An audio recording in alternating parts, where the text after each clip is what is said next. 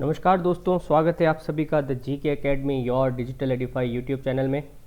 मैं सौरभ भारती आप सभी का हार्दिक स्वागत करता हूं। आशा करता हूं आप सभी ठीक होंगे।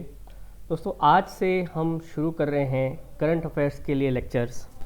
करंट अफेयर्स पढ़ाने का थोड़ा तरीका मेरा अलग है। मैं वो पॉइंट वाइज वो एक महीने के, एक हफ्ते के या एक दिन के करंट अफेयर्स नहीं पढ़ाता हूँ। किसी एक टॉपिक को लेकर पूरा गहराई से उसका अध्ययन करना मुझे ज़्यादा अच्छा लगता है। और अगर आप अच्छे एग्ज़ाम्स दे रहे हैं, जैसे RS, SI या UPSC के एग्ज़ाम्स अगर आप दे रहे हैं, तो ये करंट अफेयर्स हमारे लिए ज़्यादा हेल्पफुल रहते हैं। तो मैं उसी पैटर्न के ऊपर चलूँगा। कोशिश करूँगा कभी ना कभी एक वीक के या मंथली करंट अफेयर्स जो हैं उनकी भी कोई एक लिस्ट मैं आपके पूरे सामने रख दूँ, ताकि आप दूसरे अगर एग्ज़ाम दे रहे हैं तो उसमें भी आपके लिए हेल्पफुल रहें। जो लोग चैनल पर नए हैं, चैनल को सब्सक्राइब कर लीजिए। शुरू करते हैं दोस्तों। देखिए, आज जो हम टॉपिक लेने वाले हैं, अभी रिसेंटली चर्चा में था भारत नेपाल लिपुलेख दर्रा विवाद। अभी काफ़ी कंट्रोवर्सी हुई। नेपाल के प्रधानमंत्री ने उनके वहाँ की संसद में भारत विरोधी बयान भी दिए। नेपाल और भारत जो हैं ये दो भाई कहे जाते हैं। भारत और नेपाल के बीच में आप समझिए कि कूटनीतिक संबंध इतने अच्छे हैं कि भारतीयों और नेपालियों को एक दूसरे के देश आने जाने में के लिए वीज़ा की ज़रूरत भी नहीं पड़ती है। बॉर्डर इतना पोरस है कि दोनों देशों के लोग आराम से एक दूसरे के देशों में आ जा सकते हैं, और रोटी बेटी के भी संबंध हैं। ये जो सीमा बिहार और उत्तर प्रदेश से लगती है, कई सारे लोगों के संबंध, वैवाहिक संबंध नेपाल और भारत में किए हुए हैं। पर अचानक से ऐसा क्या हुआ कि नेपाल जो है वो लगातार भारत को आंख दिखा रहा है। बात करते हैं इसके बारे में विस्तार से। देखिए, पहले बात करें कि वर्तमान में घटनाक्रम हुआ क्या है। अभी हाल ही में 20 मई के आसपास भारत द्वारा धारचूला से लिपुलेख तक 90 किलोमीटर लंबी सड़क बनाई गई है, जिससे लिपुलेख दर्रा जो है अब उत्तराखंड के धारचूला से जुड़ जाएगा। देखिए, माना, नीति और लिपुलेख 3 दर्रे हैं जो उत्तराखंड में हैं। ये तीनों दर्रे जो हैं तिब्बत में जो है कैलाश मानसरोवर को, उसको भारत से जोड़ते हैं। अब ये वहाँ तक पहुँचने के लिए भारत ने एक सड़क बनाई है।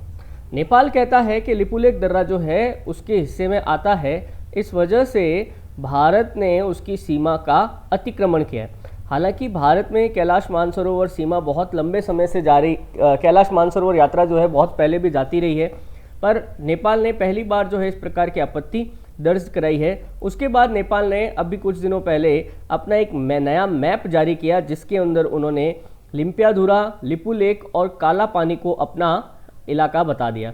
ये काला पानी जो है ये वह इलाका है जहाँ से नेपाल की एक नदी है, काली नदी, उसका उद्गम होता है। तो ये काली नदी जो है, इसके लिए ही वो कहता है कि ये काली नदी जो है ये भारत और नेपाल के मध्य की सीमा है, जिसका उल्लंघन भारत ने किया है या नहीं किया इसको अभी हम आगे समझेंगे। बट ये अभी वर्तमान घटनाक्रम हुआ है। नेपाल की जब आपत्ति हुई तो भारतीय विदेश मंत्रालय के प्रवक्ता अनुराग श्रीवास्तव ने 9 मई को बयान दिया कि हाल ही में पिथौरागढ़ जिले में जिस सड़क का उद्घाटन हुआ है वो पूरी तरह भारतीय क्षेत्र में पड़ता है, और कैलाश मानसरोवर यात्रा पर जाने वाले तीर्थयात्री इसी सड़क से जाते हैं। तो भारत ने नेपाल के इस आरोप को पूरी तरह से खंडित किया है। उन्होंने ये स्पष्ट किया है कि ये सड़क पूरी तरह से भारतीय सीमा क्षेत्र में ही बनाई गई है, और इस सड़क का उपयोग भारतीय जो टूरिस्ट हैं वो पिछले कई समय से जो है इसका प्रयोग जो है कैलाश मानसरोवर जाने के लिए कर रहे हैं।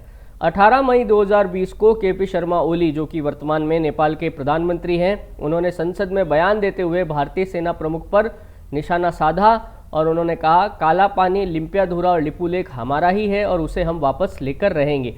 ये भारतीय सेना प्रमुख ने कहा था कि नेपाल और भारत के बीच में पिछले कई वर्षों से ये मानसरोवर, तिब्बत जो कैलाश मानसरोवर यात्रा है वो होती रही है। भारत वहाँ पर छोटे मोटे निर्माण कार्य भी करता रहा है, परंतु अब ऐसा क्या हो गया कि नेपाल ने इस प्रकार से आपत्ति दर्ज कराई है। मुझे शक है कि ये शब्द तो नेपाल के हैं, परंतु इनको कहने के लिए नेपालियों को उकसाया जा रहा है। तब इसके लिए जब भारतीय सेना प्रमुख मुकुंद नरवणे ने दिया, तब KP शर्मा ओली ने फिर से ये बयान जारी करके कि इनकी बात का खंडन किया और एक धमकी भरे अंदाज में कहा कि काला पानी, लिम्पियाधुरा और लिपुलेख को हम वापस लेकर रहेंगे। तो दोस्तों ये है रीसेंट घटनाक्रम जो अभी कुछ दिनों में ही हुए हैं। अब बात करते हैं ये लिपुलेख दर्रा है क्या। देखो लिपुलेख दर्रा जो है, दर्रा तो आप मेरे ख्याल से समझते होंगे, दो पर्वतों के बीच में या पर्वतों के आर पार जाने का जो रास्ता है। भाई कोई पर्वत आपके सामने है, आप पर्वत के एक तरफ खड़े हैं, आपको दूसरी तरफ जाना है, तो ऐसा तो होगा नहीं कि आप पूरा पर्वत की चोटी के ऊपर चढ़ोगे और फिर दूसरी तरफ से नीचे उतरोगे, ऐसा नहीं होता है। इन पर्वतों के बीच में ऐसे कच्चे रास्ते होते हैं जिनका प्रयोग मनुष्य या मवेशी करते हैं, तो ऐसे रास्तों को जो है दर्रा कहा जाता है। तो लिपुलेख दर्रा जो है ये लगभग 5200 मीटर की ऊंचाई पर उत्तराखंड राज्य और चीन के तिब्बत क्षेत्र की सीमा पर स्थित है। नेपाल इसके दक्षिण हिस्से को, जिसे काला पानी कहा जाता है, उसे अपना भाग मानता है, जो कि 1962 से ही भारत के नियंत्रण में। देखो बेसिकली क्या है, जैसे मान लीजिए ये लिपुलेख दर्रा है, ये इसका नॉर्थ साइड है, यानी एक तरफ ये यहाँ खुलेगा, एक तरफ ये इसका साउथ साइड है ना, एक तरफ ये यहाँ खुलेगा। तो नेपाल कहता है कि ये लिपुलेख दर्रे का जो नॉर्थ साइड है वो तो ऑब्वियस सी बात है चीन की तरफ खुलता है, बट ये जो साउथ साइड है ये जो है ये नेपाल की टेरिटरी है, ये नेपाल की तरफ आता है। अब बात सही ये है कि भारतीय सेना जो है 1962 में जब भारत चीन युद्ध हुआ था तब से ही इस लिपुलेख दर्रे के साउथ साइड के अंदर तैनात है और नेपाल ने कभी भी इसके ऊपर कोई आपत्ति दर्ज नहीं कराई है। तो यहाँ पर भारत की बाकायदा जो बॉर्डर सिक्योरिटी फोर्स है उनकी चौकी भी है। तो वर्तमान में ये जो दर्रा है ये भारत से कैलाश मानसरोवर जाने का यात्रियों द्वारा विशेष रूप से इस्तेमाल होता है। फिर आगे देखो आप, उत्तराखंड का एक सीमांत जो जनपद है या जो जिला है पिथौरागढ़, पिथौरागढ़ की सीमाएं जो है नेपाल और चीन दोनों की अंतर्राष्ट्रीय सीमाओं से मिलती हैं। इन नेपाल की सीमा पर तो सीमा सुरक्षा बल है, एसएसबी है, और भारत चीन की सीमा पर आईटीबीपी है, यानी इंडो तिब्बतन बॉर्डर पुलिस की तैनाती है। भारत के उत्तराखंड राज्य के कुमाऊं क्षेत्र को तिब्बत के तकलाकोट पुरंग शहर से ये जोड़ता है। एग्जैक्टली अगर अपन बात करें कि कौन से शहर को किससे जोड़ता है, तो उत्तराखंड का जो कुमाऊं है उसको ये तिब्बत के तकलाकोट पुरंग से जोड़ता है। काली नदी का उद्गम, जैसा अभी मैं पीछे बात कर रहा था, वो काला पानी है। अभी आगे हम मैप लेंगे, मैप के अंदर मैं आपको बताऊंगा। पिछले साल भारत ने काला पानी को अपने नक्शे में बताया था, जिसकी वजह से नेपाल ने विरोध भी दर्ज कराया था। बात करते हैं कि ये धाराचूला लिपुलेख सड़क है, इसका इतना महत्व क्यों है, जिसकी वजह से दोनों देश अपनी अपनी बात के ऊपर अड़े हुए हैं। देखिए भारत की तरफ से तो बात यह है कि भारत के यहाँ से हर साल कैलाश मानसरोवर यात्रा जाती है, तो इस कैलाश मानसरोवर यात्रा के लिए लिपुलेख दर्रे का ही प्रयोग किया जाता है। 2014 में चीनी राष्ट्रपति शी जिनपिंग जब भारत आए थे तो उन्होंने एज ए फ्रेंडली जेस्चर जो सिक्किम के अंदर दर्रा है नाथुला, उससे भारतीयों की कैलाश मानसरोवर यात्रा के लिए खोल दिया था। उन्होंने क्या कर रखा है कि जो एंड में जाकर कैलाश मानसरोवर है वहां तक इन्होंने पक्की सड़क बना रखी है तिब्बत क्षेत्र में चीन के द्वारा। तो टाइम भी कम हो लगता है लोगों को आने जाने में, रिसोर्सेज भी बचते हैं। जबकि ये वाला जो मार्ग है माना नीति लिपुलेख दर्रे वाला, ये मार्ग बहुत ही उबड़ खाबड़ है और इसमें कई दिन की ट्रैकिंग होती है, सड़क नहीं है। तो भारत ने के यात्रियों ने 2 या 3 साल तक तो वो मार्ग उपयोग में लाए वो नाथुला दर्रे से, परंतु उसके बाद वो डोकलांग विवाद जब से हुआ तो डोकलांग विवाद के बाद चीन ने फिर से नाथुला दर्रे को भारत के लिए बंद कर दिया और लिपुलेख दर्रे को भारत ने जो है सड़क के द्वारा जोड़ने का काम शुरू कर दिया। तो सड़क बनने से पहले क्या था, धारचूला से लगभग 90 किलोमीटर का सफर करके लोग लिपुलेख पहुंचते थे। इसी के साथ जो आईटीबीपी और भारतीय सेना के जवान भी जो हैं उनको भी लिपुलेख तक पहुंचने में 3 दिन का समय लगता था। लेकिन अब जैसे ये सड़क बन गई है तो आप समझिए कि कुछ घंटों के अंदर, पहले कहाँ पे पूरे कितने दिन लग रहे थे, 3 दिन, अब क्या कुछ घंटों के अंदर ही जो है धारचूला यानी उत्तराखंड में जो है वहां से सीधा लिपुलेख तक आप पहुंच सकते हैं। इससे क्या होगा, भारत का जो लॉजिस्टिक सामान है यानी कि जो हैवी गाड़ियां हैं वो भी सीधा चीन की सीमा तक पहुंच सकेंगी। चीन कभी भी ये नहीं चाहता है कि भारतीय सीमा पर, भारत और चीन की जो सीमा है वहां पर भारत की जो आर्टिलरी है, हैवी मशीनरी है, बड़े बड़े ट्रक हैं, लॉजिस्टिक सामान है वो पहुंचे। इसका कारण ये है, आप देखिए भारत और चीन के बीच में जो सीमाएं हैं, जो जनरली पूरा हिमालय पर्वतमाला वाला क्षेत्र है और हिमालय पर्वतमाला में यहाँ पर भारत की स्थिति मजबूत है। भारत जो है वो हाई साइड पे है, मतलब ऊंची जगह पर है, आप कहीं पर भी देख लीजिए, चाहे वो डोकलाम विवाद में आप देखेंगे तो भी हम हाई साइड में हैं, अरुणाचल प्रदेश में भी हम हाई साइड में हैं, सिक्किम के अंदर भी हम ऊंचे तरफ हैं, यहाँ पर भी हम ऊंचे तरफ हैं, लद्दाख के अंदर ठीक है। अब वो पैगोंग झील का एक मुद्दा हो गया है जहां पर हम झील के एक तरफ चीनी सेना है, एक तरफ हमारी सेना है, अदरवाइज हमें हमेशा एडवांटेज ही है चीन के साथ। चीन ने क्या किया है, दूसरी तरफ अपने इस कमी को ऐसे पूरा किया है कि उसने जहां जहां पर भी सेंसिटिव स्पॉट है, जहां कहीं पर कभी भी भारत और चीन के बीच में झगड़ा हो सकता है, वहां तक अपना लॉजिस्टिक सामान पहुंचाने के लिए सड़कें बना ली है। अब भारत एडवांटेज की स्थिति में तो है, परंतु हमारे पास वहां तक पहुंचने के लिए पर्याप्त सड़कें नहीं है, कई दिनों की ट्रैकिंग करनी पड़ती है या फिर हवाई जहाज के द्वारा वहां पर सामान वगैरह पहुंचाना पड़ता है। तो ऐसी स्थिति में हमें ये सड़कें बनाना बहुत ज़रूरी है। अभी बीते दिनों जो है अरुणाचल प्रदेश के अंदर भी तवांग जिले में इस प्रकार की सड़कें बनाकर भारतीय सेना की मूवमेंट को तेज किया गया। अभी लद्दाख के अंदर इसी प्रकार के प्रोजेक्ट चल रहे हैं और ये उसी एक प्रोजेक्ट का काम था जिसमें अब ये धारचूला से लिपुलेख सड़क को बनाया गया। तो कैलाश मानसरोवर यात्रा भी इससे जाती है, तो भारतीय सेना के साथ साथ यहाँ जाने वाले तीर्थ यात्रियों को भी इस लंबे थकान भरे सफर से राहत मिलेगी। अब बात करते हैं कि क्या ये विवाद जो है ये अभी से बना हुआ है या इसके पुराने समय में देखें, अगर हिस्टोरिकल बैकग्राउंड में देखें तो कुछ जड़ है। ये हमें इसलिए चर्चा करनी होगी क्योंकि नेपाल बार बार एक स्टेटमेंट दे रहा है कि भारत द्वारा ये जो सीमा का उल्लंघन किया जा रहा है ये सुगौली संधि का उल्लंघन है। तो हम बात करें ये सुगौली की संधि क्या है जिसका नेपाल बार बार जिक्र कर रहा है। देखिए वास्तव में क्या है, भारत और नेपाल के बीच में वर्तमान विवाद जो है ये सीमा विवाद ये 1816 में शुरू हुआ। हालांकि उस समय भारत एज ए जो आज राष्ट्र है वैसे तो नहीं था, पर ब्रिटिश इंडिया जो है उस समय मौजूद था और ब्रिटिश इंडिया के समय ब्रिटिश राज के हाथों नेपाल के राजा कई सारे अपने इलाके हार गए थे, जिसमें ये सिक्किम, नैनीताल, दार्जिलिंग, लिपुलेख, कालापानी ये सारे क्षेत्र जो हैं अंग्रेज़ों को और नेपाल को सौंपने पड़े इस युद्ध में हारने के बाद। इसके बाद यही नहीं, नेपाल का आप देखेंगे तो नेपाल का जो सबसे उत्तरी भाग है वो पूरा पहाड़ी है और जो भारत की तरफ इलाका लगता है, खासकर जो बिहार से इलाका लगता है मधुबनी वाला क्षेत्र, वो पूरा तराई का इलाका है। तराई मतलब आप समझिए थोड़ा मैदानी इलाका है, थोड़ा दलदल रहता है। तो ये तराई वाला इलाका जो है अच्छा उपजाऊ है, इसे भी ब्रिटिश सेना ने जो है नेपालियों से छीन लिया था। पर क्या हुआ कि 1857 में जब स्वतंत्रता संग्राम हुआ तो नेपाल के राजा ने अंग्रेजों का साथ दिया। तो बेगम हजरत महल और जो नाना साहब पेशवा थे, कहा जाता है कि वो 1857 में अपनी क्रांति असफल होने के बाद नेपाल चले गए, परंतु नेपाल के तत्कालीन राजा ने अंग्रेजों को इसकी सूचना दे दी और बाकायदा इनके पीछे अपनी सेना भी लगाई थी। इससे खुश होकर तराई वाला इलाका जो था वो उन्होंने नेपाल को वापस लौटा दिया। तो तराई वाले इलाके में भारतीय मूल के लोग रहते थे, लेकिन अंग्रेजों ने इसकी जनसंख्या के विपरीत ये तराई वाला इलाका जो है पूरा जो है नेपालियों को वापस लौटा दिया।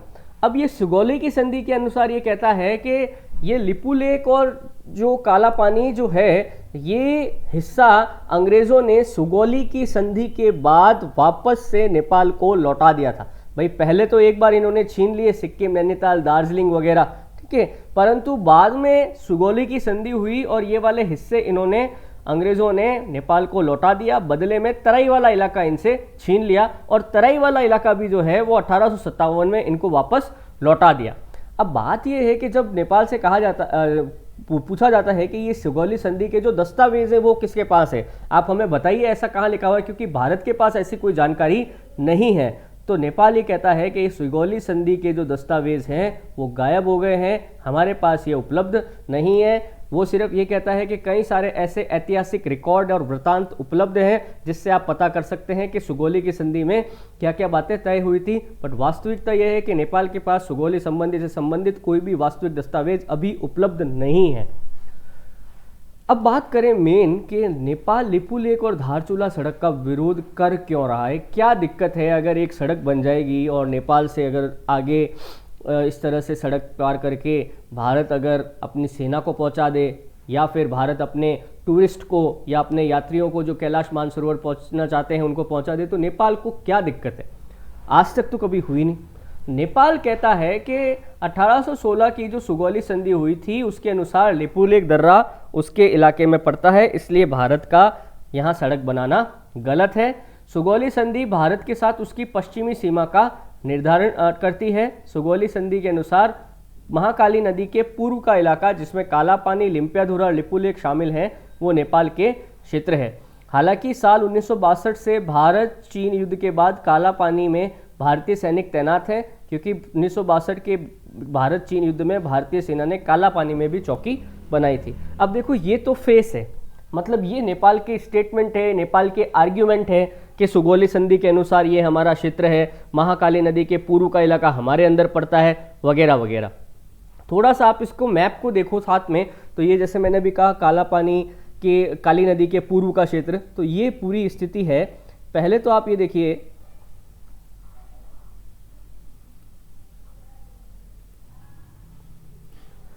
यहां पर अगर आप देखें तो ये एग्जैक्टली काला पानी वाला इलाका है। एक सेकेंड में पॉइंटर ले लेता हूं।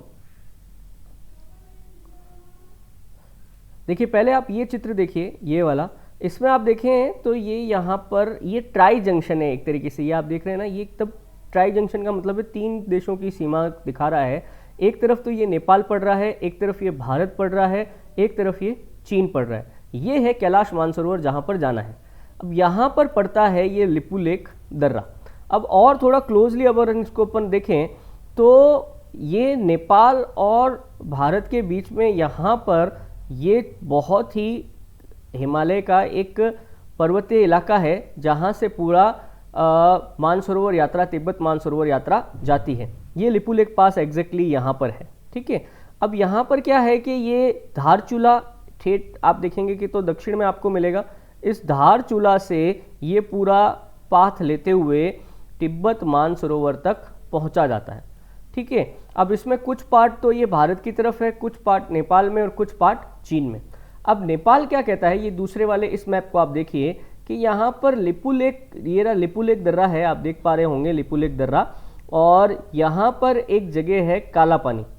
काला पानी से जो है उद्गम होता है इस काली नदी का, ये आप देख पा रहे होंगे, ये काली नदी है जो इस तरह से बह रही है।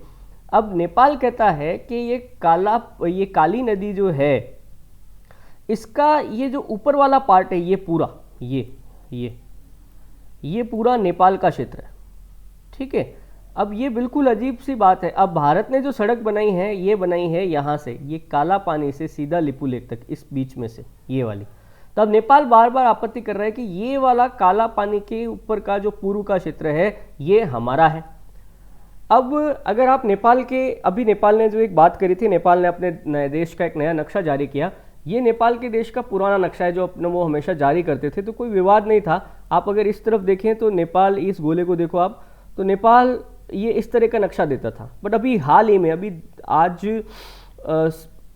23 तारीख है, बस 20 तारीख को उन्होंने नक्शा जारी किया था, 20 मई को। तो उसमें उन्होंने ये एक नया, आप देखेंगे अपने मैप के अंदर, ये एक चीज़ और ऐड कर दी, ठीक है। ये बेसिकली यहाँ पर ये काला पानी और लिपुलेख जो है, तो नेपाल ये कह रहा है कि ये वाला जो ये हिस्सा निकला हुआ, ये काली नदी है, ठीक है। और ये काली नदी के इस तरफ वाला ये जो भी हिस्सा है पूर्व वाला, ये सब हमारा है। आप देखिए, ये काली नदी है जो ब्लू कलर के अंदर चल रहा है ना, ये काली नदी है। और इस काली नदी के इधर का ये पूरा हिस्सा, ये लिपुलेख, ये काला पानी है, ठीक है, ये सब हमारा है। ये नेपाल ने अभी अपना नक्शा जारी करके उन्होंने ये बताया है। तो अब बात करें कि क्या ये नेपाल ने जो बात करी सुगौली संधि की, यही प्रॉब्लम है या कुछ और है। देखिए, हो सकता है, ये बिल्कुल फैक्ट बात है कि भारत और नेपाल, खासकर आप देखिए तो नेपाल एक लैंडलॉक कंट्री है। नेपाल चारों तरफ से भूमि से घिरा हुआ है, नेपाल के पास कोई भी बंदरगाह का एक्सेस नहीं है। तो नेपाल में ज़्यादातर जो हिली एरिया है, हिमालय पर्वतमाला है, तो नेपाल के लोगों को अधिकतर अपने जॉब्स के लिए भारत की तरफ देखना पड़ता है। आप देखेंगे कि कई सारे छोटे बड़े जॉब्स करने के लिए, नौकरियां करने के लिए नेपाली लोग भारत में आते रहते हैं, ठीक है। तो नेपाल से सटे हुए जो इलाके हैं, खास करके उत्तराखंड के पिथौरागढ़ में, पिथौरागढ़ जो है ये नेपाल और भारत के बीच में सीमा पर स्थित जिला है। यहाँ पर कई सारे काम होते हैं, जैसे माल ढुलाई का कहा, पहाड़ों के एक्सपीडिशन में, यानी कि पहाड़ों के ऊपर चढ़ने के लिए, खोज में करने के लिए आए हुए जो लोग हैं, या एंजॉयमेंट के लिए आए हुए लोग हैं, उनके साथ ये नेपाली लोग जो हैं, क्योंकि पहाड़ी हैं, मजबूत होते हैं, ये जो थापा वगैरह जो हैं, शेरपा लोग हैं, ये लोग यहाँ पर गाइड का काम करते हैं। कैलाश मानसरोवर यात्रा जाती है तो यात्रियों के सामान उठाने का काम पिट्ठू का काम करते हैं, इनको अच्छा पैसा मिलता है। परंतु अगर ये सड़क बन जाएगी तो ये नेपाली लोगों का जो रोजगार है ये छिन जाएगा। आप सोचिए कि कल को आप कहीं पर जहाँ कहीं पर भी इस प्रकार की रोड पूरी बन जाएगी तो रास्ते में रुकने का तो चांस ही नहीं है, ना ही सामान उठाने का चांस है, तो इनका तो रोजगार छिनना ही है। तो नेपाल को एक तरह से ये आर्थिक खतरा भी लगता है कि अगर इस प्रकार से ये सड़क बन गई, पूरी तरह से खुल गई, ऑपरेटेबल हो गई, तो हमारे यहाँ के लोगों को जॉब्स छोड़ने पड़ेंगे, इनके हाथों से इनका रोजगार चला जाएगा।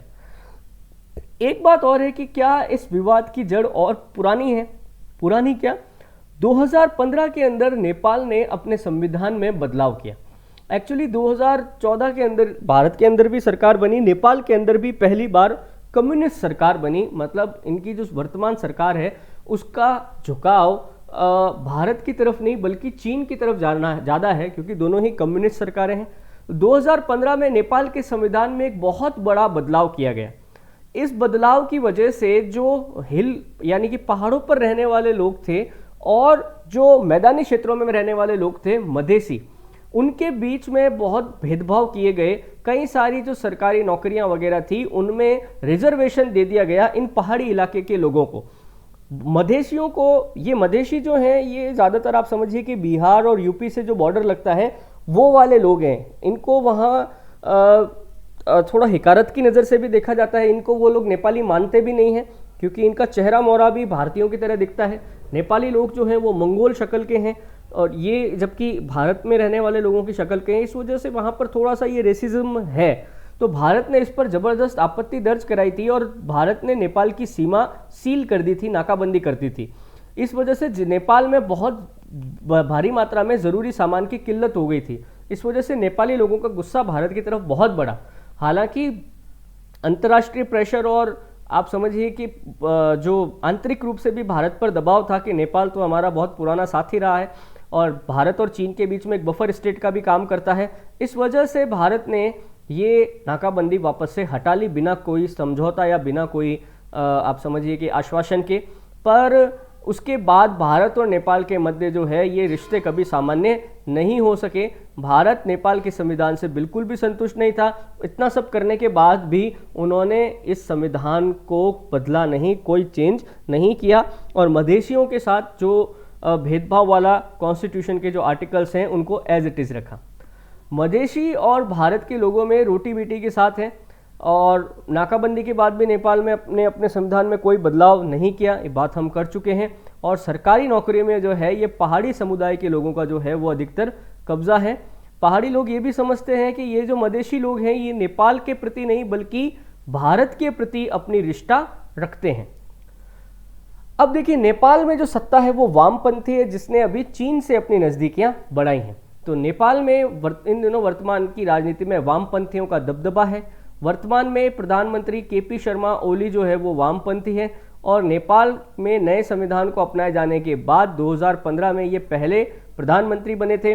जब ये प्रधानमंत्री की वो कैंपेनिंग कर रहे थे उस समय भी इन्होंने जो आम नेपाली जनता है उनको भारत का डर दिखाकर समर्थन जुटाया था और भारत विरोधी कई बयान भी दिए थे। तो ये भारत के पक्ष में तो बिल्कुल भी नहीं है। नेपाल के वामपंथी दल जो और हैं उनका भी इन्हें समर्थन ध्यान है। केपी शर्मा ने अपनी भारत विरोधी भावनाओं के लिए भी जाने जाते हैं और जैसे ही ये प्रधानमंत्री बने तो इन्होंने बाकायदा आप समझिए कि चीन से नज़दीकियां बनानी शुरू कर दी, क्योंकि मैंने अभी आपसे कहा था कि नेपाल एक लैंडलॉक कंट्री है तो इसको समुद्री व्यापार करने के लिए पोर्ट चाहिए और चीन ने इस मौके का फ़ायदा उठाया और अपने जो बंदरगाह हैं वो इस्तेमाल करने की इजाज़त इन्होंने नेपाल को दे दी। तो अब क्या चीन ऐसा करवा रहे हैं? देखिए चीन तो वैसे भी जो है वो चाहे हिंद महासागर में वो सागरमाला कार्यक्रम चला रहा हो, ठीक है, जिसको आपने वो पढ़ा होगा कभी, नहीं तो मैं उसके ऊपर भी एक वीडियो करूँगा। मैरीटाइम सिल्क रूट उसे कहा जाता है या समुद्री रेशम मार्ग आप कह सकते हैं। ये चीन जो है भारत को अरब सागर में घेरने की कोशिश कर रहा है। Bangladesh, Myanmar, Thailand, Sri Lanka, Djibouti, Maldives, यहाँ पर कई सारे बंदरगाहों के अंदर चीन ने भारी निवेश किया है और वहाँ पर अपने सैनिक अड्डे तक बना लिए हैं। जैसे श्रीलंका का हम्बनटोटा वाला आपने सुना ही होगा। म्यांमार का जो कोको आइलैंड है उसके बारे में भी आपने सुना होगा। जिबूती में तो चीन का बेस है ही है, तो चीन हिंद महासागर में अपनी मजबूती बढ़ा रहा है। साथ ही साथ अब वो जो उनका बॉर्डर रोड प्रोजेक्ट है, जिसके अंदर वो स्थल मार्ग से वो पूरे विश्व में अपनी जड़ें फैलाना चाहता है, जिसका एक भाग जो है वो सीपैक भी है, चाइना पाकिस्तान इकोनॉमिक कॉरिडोर, जो गिलगित बाल्टिस्तान से गुजरता है। और अब इस बॉर्डर रोड प्रोजेक्ट के अंदर जो है नेपाल भी चीन के साथ शामिल हो गया है। बड़े पैमाने पर जो है चीन ने नेपाल में निवेश किया है। चीन ने नेपाल को अपने सियानजिन, शेंजन, लियानियुंग और शाइजियांग पोर्ट के इस्तेमाल की अनुमति भी दे दी है। और बॉर्डर रोड इनिशिएटिव प्रोग्राम जिसकी हम बात कर रहे थे उसमें भी ये शामिल हो गया है। चीन नेपाल तक रेलवे लाइन बिछा रहा है और बड़े पैमाने पर निवेश कर रहा है।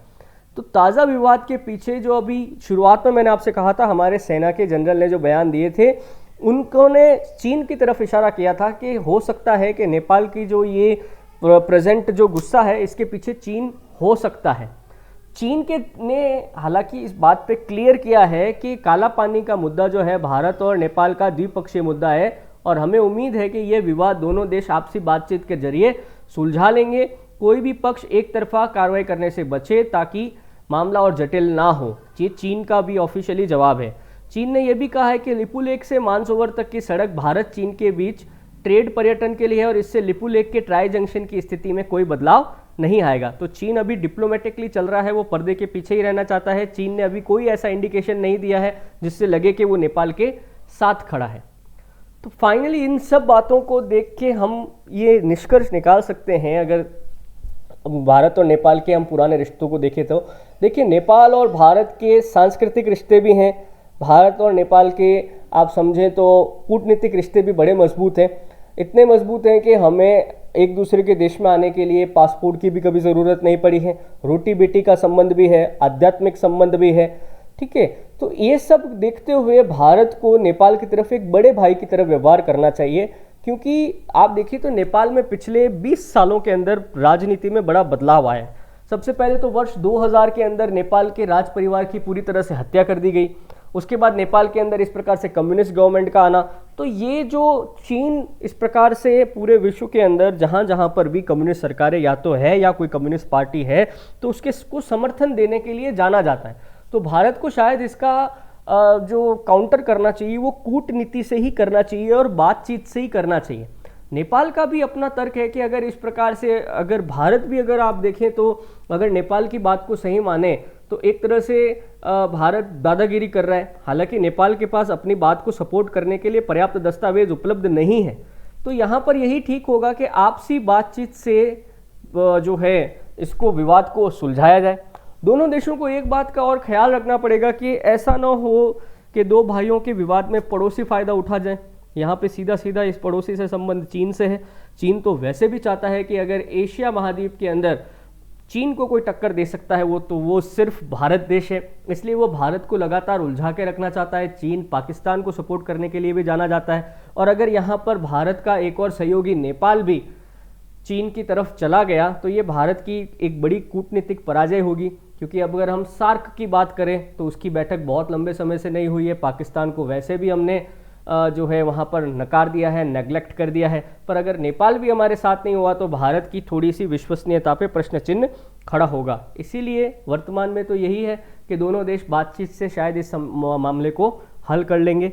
बाकी बातें तो भविष्य के गर्भ में ही हैं। तो दोस्तों, ये था भारत और नेपाल के बीच में जो लिपुलेख काला पानी विवाद जो हाल ही में चर्चा में था, इसके ऊपर ये मेरा एनालिसिस था। कैसा लगा आपको, आप मुझे ज़रूर बताइए। अगर आपके कुछ क्वेश्चंस हैं तो आप मुझसे ज़रूर पूछ सकते हैं। धन्यवाद। फिर से मैं अगले हफ्ते आपके सामने लेकर आऊँगा किसी और करंट अफेयर्स के मुद्दे को, हम डिटेल से उसमें भी चर्चा करेंगे। आपके अपने दोस्तों को भी इस चैनल के बारे में बताइए। टॉपिक वाइज मैं लेक्चर डालता हूँ। मेरा उद्देश्य एक ही है कि आप अगर अपने सिलेबस में कोई भी टॉपिक देखें किसी भी तरह का तो आपको इस चैनल पर मिल जाए। Thank you.